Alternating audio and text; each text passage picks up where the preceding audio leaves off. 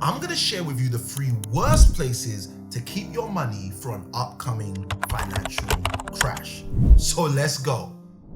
Good day, good day, good day. ICanWin here, and in this video, we're gonna be speaking about the 3 worst places that you can keep your money in light of an upcoming financial crash. Now, as you know, we are in a world where daily people are saying the world is going to crash, and specifically our financial systems are going to crash. Now, I'm not the biggest pessimistic thinker, but I do understand that if there is another financial crash, as there have been on cyclical bases in the past, that you most likely will want to know exactly what to do.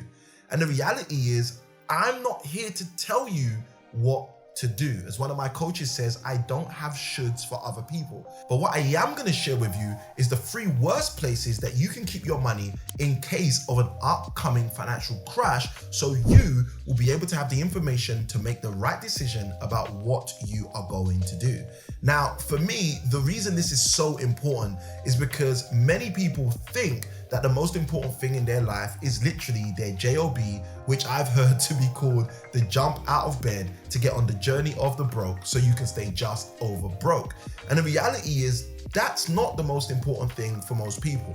Most people go to work in order for them to create a revenue, but that revenue is for a purpose. So whether that's in order for you to spend time with your family, the people you really love, whether that's for you to be able to achieve things you desire to achieve in your future, or even if it's whether you desire to create and leave a legacy for those who come after you, there are real purposes behind why people do what they do. And I think this is really, really important as we think about a crash and what would be the eventualities of a specific financial crash. Because what a lot of people do is they look at the barriers and don't realize if they're really meticulously focused on the actual purposes they have, then those barriers no longer become as big an issue. So let me share with you the first place that I think is the worst place for you to keep your money in an upcoming, impending financial crash. And that worst place is a fractional reserve bank. Now, I know some of you have never heard of that term, but a fractional reserve bank is typically what we know as a retail bank, or you might know it as a high street bank. And for those of you who've been following this channel for a while, you will know that I have spoken tediously on numerous videos about banks and why you should forget them, okay? Now, I do not mean when I say this that you shouldn't keep your money in a bank for day-to-day transactions, okay? What I'm talking about is whether you are stockpiling money, reserves in a bank which aren't actually helping you, but rather are rotting whilst they sit in the bank, okay? So there's a bit of perspective for everybody to have. But the key I'm sharing with you is if your money is in a fractional reserve bank, then your money is not safe in a financial crash. And the reason I'm sharing this with you is because those who banked with banks like Northern Rock in the year 2008, 2009, where we had the credit crisis, would know exactly what I'm talking about, because we had people literally queuing up outside of those banks, just like people queue up outside of the Apple store to pick up a brand new phone, okay? So I want you to understand that a fractional reserve bank is the first place you do not want to leave your money in case of a financial crisis. If you guys are interested in me actually doing a video breaking down the actual problem with a fractional reserve bank, leave a comment below and I will get on to that.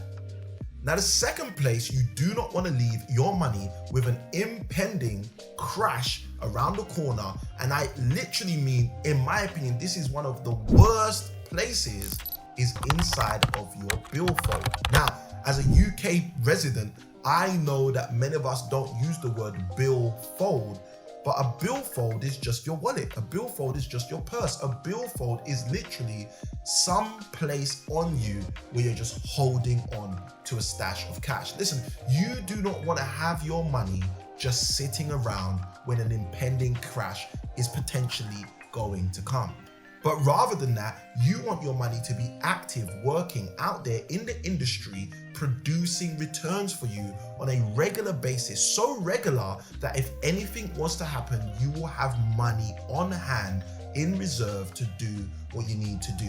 So the second place you do not want to keep your money, the second place I believe is the worst place to have your money in case of a pending financial crash, is in your billfold. Now, the last place I'm going to share with you is one most people won't think their money is in, but I'm going to explain to you exactly how their money can be in that.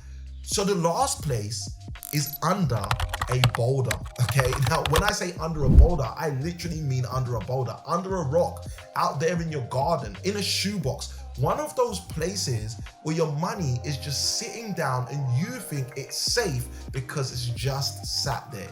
You see, I'm actually reminded of Matthew chapter 25 and the parable of the talents as I share this, and I remember that the third servant who was entrusted with talents left and hid the resource and came back and was called a wicked and evil servant. Now listen, I want to share something with you. Every single one of us have talents, just like every single one of us have access or have resources. And I want you to understand that the same way your talents shouldn't be left to waste is the same way your resources and access to resources should neither equally be left to waste. So with that being shared, there are 3 worst places that I believe your money can be in an impending crash. Now, based on that, you're probably sitting there thinking, Samuel, you know what? That makes sense. I don't want to have my money sat in my pocket in a billfold. I don't want to have my money in a garden under a boulder, and I don't want my money in a fractional reserve bank. So Samuel, what's the plan? Where do I put my money? And I'm so glad you are. So for those of you who are interested in that, you know that this channel is where I express with you guys a lot of the concepts, ideas, tactics, and techniques that I teach my coaching students around property investment. So I want you to understand that by far, one of the most important places I would encourage you to literally put your money is in property. And if you're interested in finding out more about that, then maybe go watch this video right here where I'm going to be sharing with you why you should forget the bank and 4 better alternatives. So with that being said, this is Samuel ICanWin. I'm signing out. Good day. God bless. Remember that small keys open up big doors, and maybe go watch this video right here to even help you further faster on your property investment journey. And I'll see you on the next one. God bless.